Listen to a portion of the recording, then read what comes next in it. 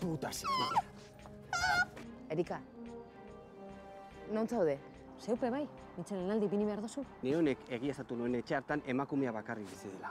Orduan ze uste duzu. Dan asmatu dudala? Zergatik ez diezu erantzun nire deiei? Arazoren badaukazu? Zutaz maite mindu naiz.